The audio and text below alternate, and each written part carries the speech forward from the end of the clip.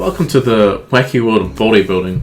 It's the only sport where, guys can walk around half naked in front of a crowd of people, wearing nothing but some budgie smugglers. Togs, togs, togs, togs, togs, togs, togs, undies. Undies, undies, undies, undies. If you can't see the water, you're in underpants. But yeah, alright, let's be serious here. This video is about hypergamy and bodybuilding. So bodybuilding, as you may already know, is just building muscle on your body. You achieve this hypertrophy through either resistance training or perhaps the help of some, vitamin injections, if you know what I mean. Now, hypergamy is a bit more complicated than that, but if we're going to give a small definition, it's basically the extraction of resources from males by females. The best example I can give to demonstrate this would be gold digging. People are pretty familiar with that. Let's look at, say, Anna Nicole Smith, a young, hot, 20-year-old Playboy girl, marries Howard J. Marshall, an 80-year-old oil tycoon. Clearly wasn't into him, because of his gains, his muscular physique. Gold digging is just the most obvious example. Hypergamy could extend to anything that is considered a resource, which really is anything. It could be sense of humor, it could be intellect, it could be wealth, it could be status, it could be power. It could be a hot, muscular body. Do you find a muscular guy more attractive than a guy with just an average body? Muscular. Muscles.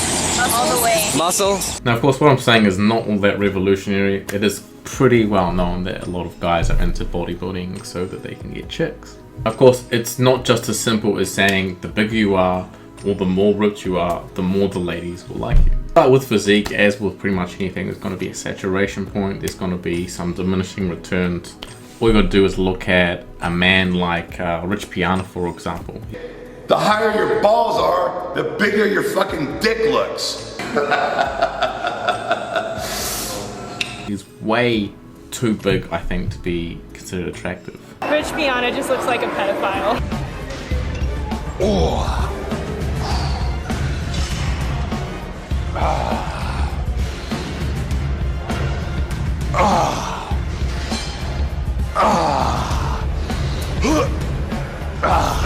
Kind of like the male equivalent of a Chelsea Charms. Chelsea Charms is this porn lady who got her breasts weigh like 40 kilograms or something. It's crazy. Now, the second point here is that hypergamy, it is a cost-benefit analysis. You can't just have a nice body and be a dickhead. That'll only last one night.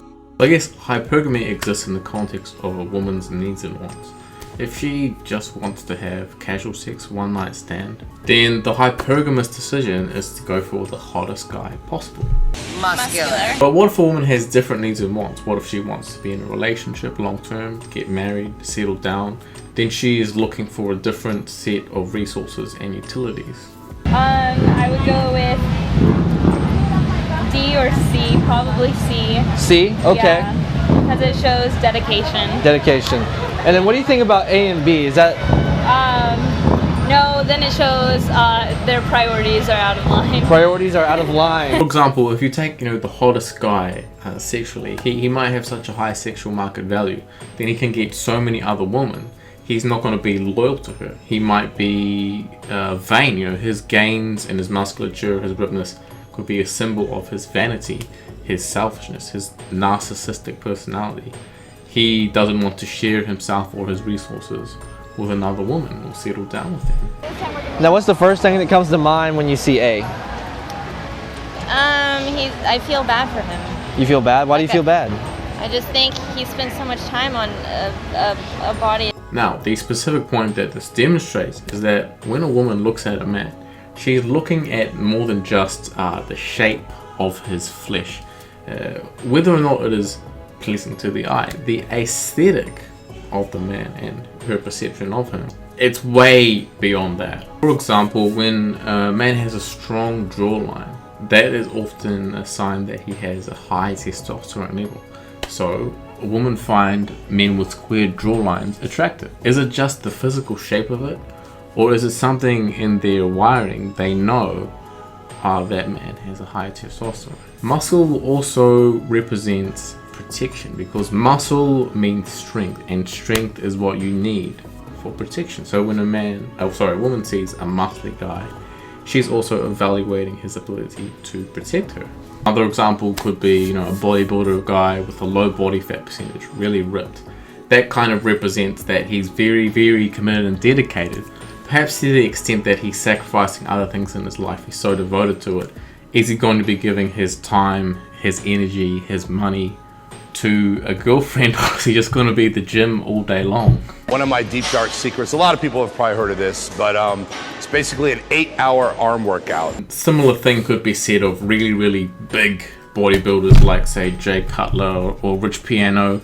Their bigorexia, their mental illness is also a factor. Maybe, you know, so they want to be in the gym all the time, but they're also really fucking crazy.